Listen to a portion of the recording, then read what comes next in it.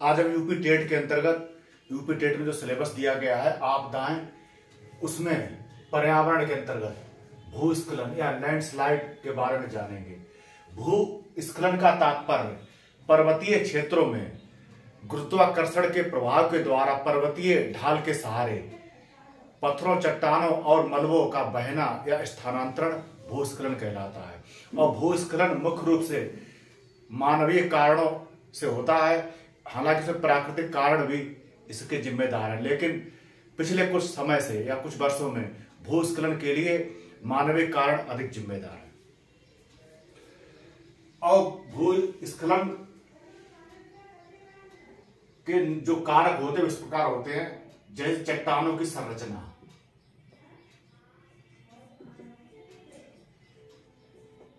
चट्टानों की संरचना अगर ढीली है, अर्थात चट्टानों में दरारें अधिक हैं या उनमें चौड़ी दरारें हैं, तो उनमें जल आसानी से प्रविष्ट कर जाएगा, जिसके द्वारा चट्टानों के बीच का स्थान है वो अधिक रिक्त होने लगेगा और चट्टानें ढाल के सहारे सरकने लगेंगी। इसके अलावा ढाल की तीव्रता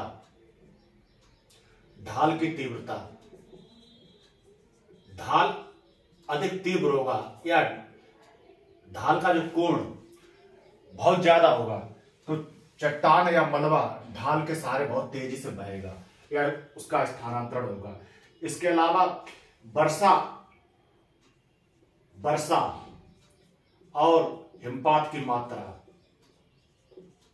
जिन पर्वतीय क्षेत्रों में वर्षा अधिक होती है और हिमपात भी अधिक होता है, तो उन क्षेत्रों में वर्षा और हिमपात के द्वारा जो चट्टान या पत्थर होते हैं उनके अपरदन की प्रक्रिया बढ़ जाती है, जिससे चट्टानें ढीली होकर सरकने लगती हैं ढाल के सहारे। इसके अलावा वनस्पतियों का अभाव,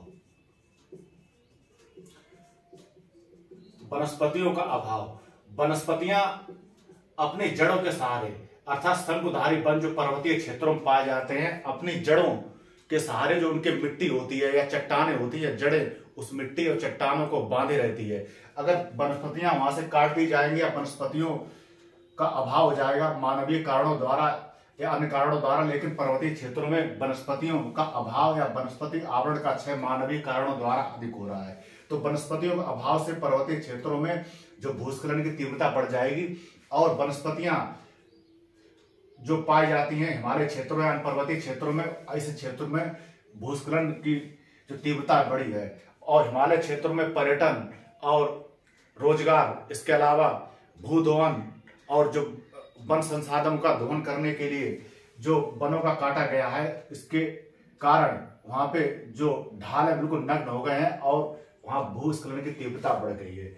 इसके अलावा चट्टानों के जोड़, दरार आदि को भी इसमें सम्मिलित कर लिया जाता है। और भूस्खलन के प्राकृतिक जो कारक है वो पहला है जैसे भूकंप, ठीक है, जैसे उत्तरकाशी के चमोली भूकंप आया था, वो जिसके कारण भूस्खलन काफी अधिक पैमाने पर हुआ था।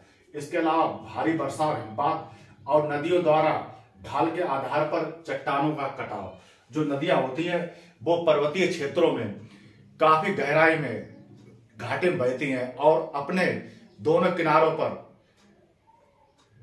वो तीव्र अपरदन करती हैं, लंबवत अपरदन करती हैं। जैसे नदी ऐसे घाटी में बहती है तो लंबवत अपरदन करती है। इसके अलावा पार्श्विक अपरदन भी करती हैं नदियां, जो पार्श्विक अपरदन करती हैं अर्थात नदी के जो किनारे चौड़े होते जाते हैं, नदी के अपरदन के द्वारा, नदी के जल के अपरदन द्वारा चट्टानें कटती जाती हैं, जिससे चट्टानें ढीली हो जाती हैं और वहां भूस्खलन की तीव्रता बढ़ जाती है।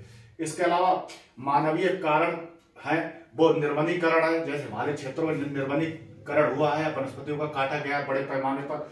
इसके अलावा सड़क, रेल मार्ग, सुरंग, इनका निर्माण बड़े पैमाने पर, और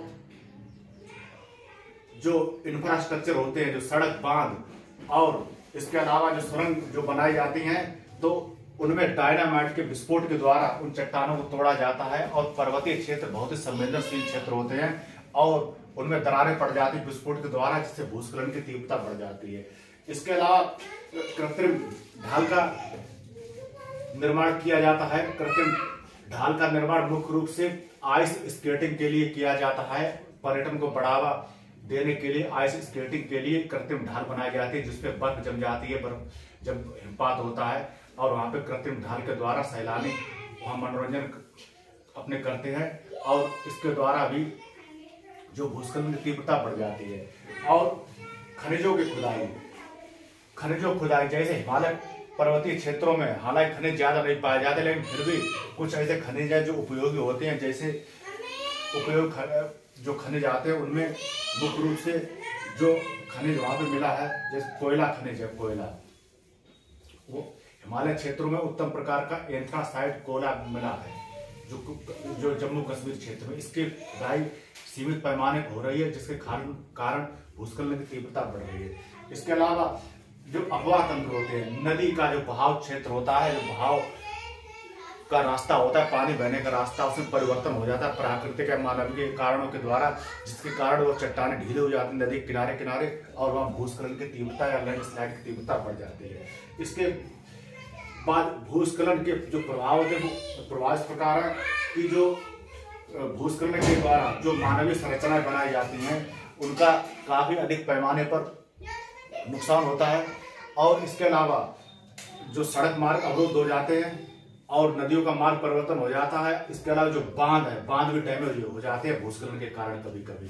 और भारत में जो भूस्खलन के प्रभावित क्षेत्र है वो मुख्य रूप से हिमालय का क्षेत्र और उत्तर पूर्वी भारत जो अरुणाचल प्रदेश, नागालैंड, मणिपुर इत्यादि जो उत्तर पूर्वी राज्य हैं उनमें भूस्खलन की तीव्रता बहुत अधिक है, क्योंकि यह क्षेत्र जो हिमालय के क्षेत्र है ये बहुत अधिक तीव्रता वाले क्षेत्र है और उनमें भूस्खलन काफी अधिक पैमाने पर होता है।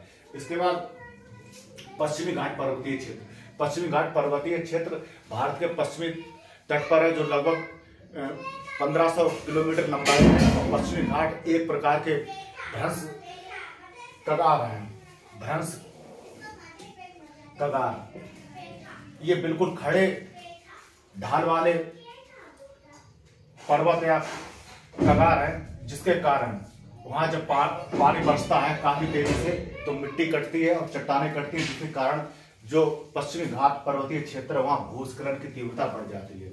इसके बाद सरकार ने भूस्खलन को नियंत्रण करने के लिए जो उपाय किए वो सरकार किए हैं कि जैसे सरकार ने जहां पर काफी बड़े पैमाने पर संरचनात्मक निर्माण किया जाता है उस क्षेत्र की भूवैज्ञानिक संरचना का अध्ययन करने की योजना बनाई है कि उस क्षेत्र में जो भूवैज्ञानिक संरचना है वो उस क्षेत्र में जो मानवीय अवसंरचनाएं बनाई जाती है उसके लिए कितनी हद तक संवेदनशील है, उस आधार पर ही वहां पर मानवीय संरचनाओं का निर्माण किया जाए। इसके अलावा हाइड्रोलॉजी जल सिद्धांत में जो जल का बहाव है और भूमिगत जल कितनी गहराई पर, उसके आधार पर मानवीय संरचनाओं के निर्माण को बढ़ावा दिया जाता है। और इसके अलावा वनस्पति वहां कितनी है, वनस्पति अगर संवेदनशील है तो उस क्षेत्र में मानवीय संरचनाओं का निर्माण नहीं किया जाएगा और उस क्षेत्र में ये देखा जाएगा कि भूस्खलन का इतिहास क्या है। अगर वह काफी समय से भूस्खलन होता रहा है तो वहां पर मानवीय संरचना बनाने पर रोक लगा दी जाती है या सीमित तौर पर होती है। इसके बाद भूस्खलन जहाँ होता है वहाँ तीव्र ढाल के सहारे वहाँ दीवार बनाई जाती है और इसके अलावा कृत्रिम वनारोपण करने की बात कही है या कृत्रिम वनारोपण को बढ़ावा दिया गया है। और इसके साथ ही साथ भूस्खलन क्षेत्रों में भूकंप संवेदी जो संयंत्र हैं या यंत्र लगाए गए जिसके कारण उस क्षेत्र में भूस्खलन का जो पता है सीमित तौर पे लग जाता है। तो ये तो भूस्खलन या लैंडस्लाइड और उसके लैंडस्लाइड के जो प्रभाव वाले क्षेत्र हैं और क्यों आते हैं और उसके जो उपाय हैं कम करने के लैंडस्लाइड के जो प्रभाव है उसकी जानकारी।